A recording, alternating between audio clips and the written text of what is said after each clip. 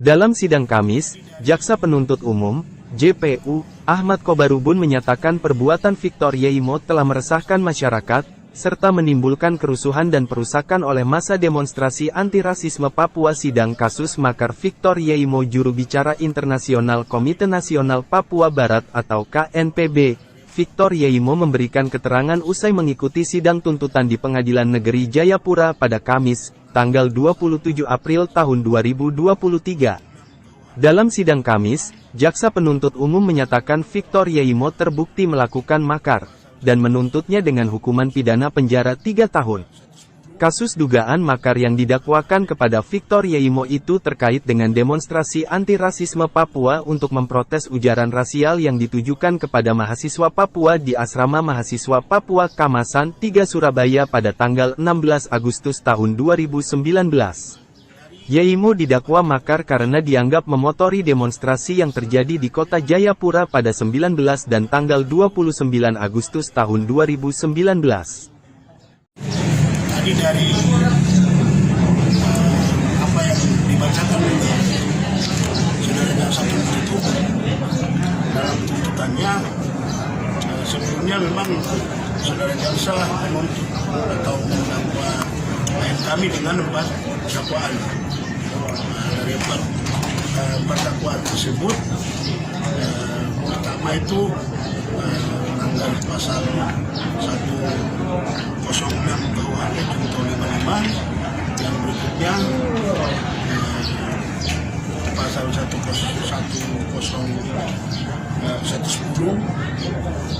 KUHP junto 55, kemudian berikutnya lagi pasal 102 KUHP junto 55, dan yang berikutnya 160 KUHP junto 55. Dari 4 dakwaan tersebut, rupanya saudara jaksa hanya menggunakan 1 dakwaan, yaitu dakwaan pertama yang terkait 106 KUHP junto 55 ayat 1 ke 1. Nah, dari uraian fakta-fakta yang kemudian menjadi dasar saudara jaksa menyimpulkan terbuktinya dakwaan pertama ini, setelah kami amati dan kemudian kami dalami, rupanya ada keanehan yang saya maksudkan di sini, yaitu rupanya saudara jaksa itu tidak menggunakan fakta sidang yang terungkap pada pembuktian. Dan dari uraian yang kemudian disebutkan berkaitan dengan unsur-unsur pada pasal 106 atau pasal 55 itu mayoritas diambil dari keterangan dalam berkas perkara sebelumnya.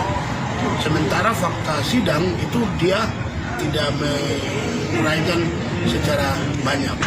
Nah, bukti yang bisa kita tunjukkan terkait dia tidak menggunakan fakta sidang itu terlihat melalui fakta di mana beberapa saksi memberatkan yang dihadirkan itu kan mayoritas menyebutkan dalam sidang bahwa tidak pernah melihat saudara Victor Freddy Yeimo pada tanggal 19. Lihat pun masih samar-samar karena terkelek, dan itu diragukan keterangan mereka.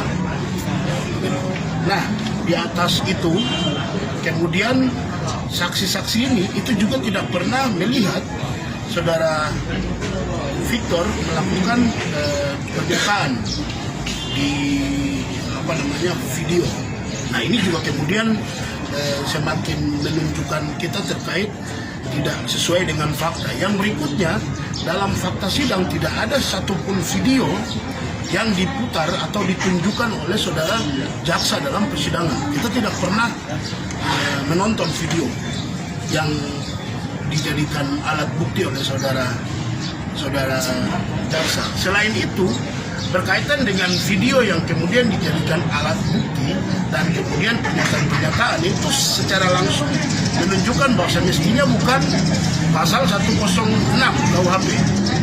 Semestinya dia gunakan undang-undang informasi dan telekomunikasi elektronik atau undang-undang ITE, karena itu basisnya pada bukti elektronik.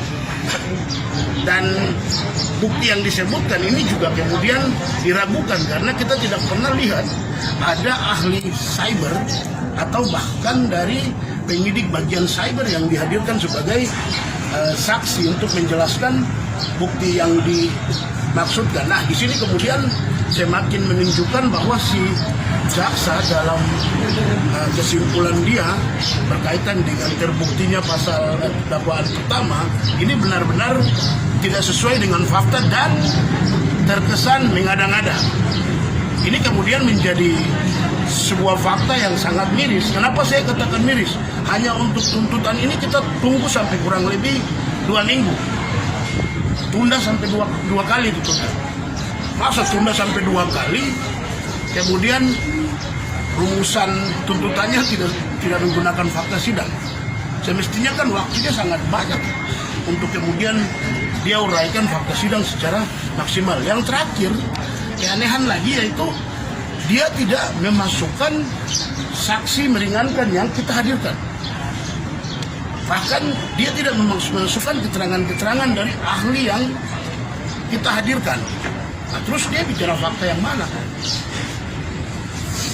Ini kan kesannya kayak jaksa ini ada di lapangan, kemudian main tebak-tebak, kemudian menyimpulkan kalau terbukti pasal ini. Yang paling sangat tidak masuk akal lagi, dalam tuntutan itu dia menyebutkan sebuah organisasi itu adalah organisasi separatis.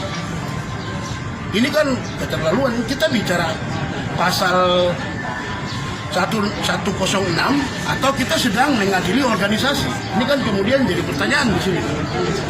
Ini menunjukkan bahwa banyak aturan yang kemudian digabungkan jadi satu dan kesannya ingin mencari-cari alasan untuk memberat-beratkan. Padahal kan secara undang-undang kalau bicara organisasi ada undang-undang ormas, ada mekanismenya.